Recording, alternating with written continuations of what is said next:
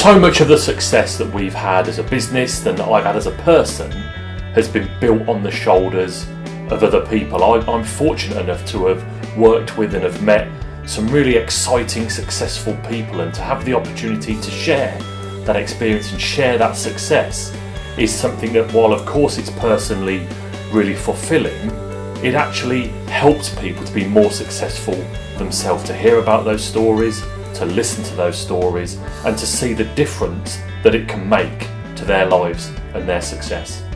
I'm fortunate enough to have had some great experiences in my life that people want to hear about. I've worked in the heart of British politics, in Parliament. I worked for a national charity where I authored a book on school meals, which changed the landscape of that debate in schools and in government.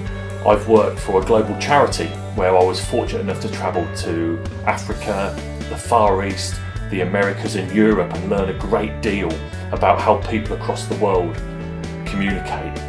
And I've worked at one of the UK's biggest airports where we had 23 million passengers, over 11,000 staff, and got to do things like look after President Obama's aeroplane when Air Force One visited. And they've been great experiences that not only have enriched my life, but they can enrich others as I share my story and what I've learned from those. The world of communications changes on nearly a daily basis. So in my career, as I've changed jobs, the world has changed, and we live now in a global economy. We live in a 24-hour news world, and there are three things that we've learned all the time that make a real difference to success. Businesses, individuals or organisations that are consistent in their messaging and that are engaging are the ones that build trust. And we know that if people trust your business or trust your organisation, they'll put their hands deep in their pockets and spend money with you.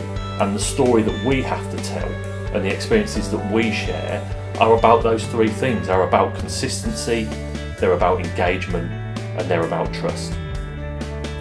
I often get asked, what is my USP as a speaker? And I always say to people, I don't have a USP, I have an ESP. It's an emotional selling point, not a unique selling point.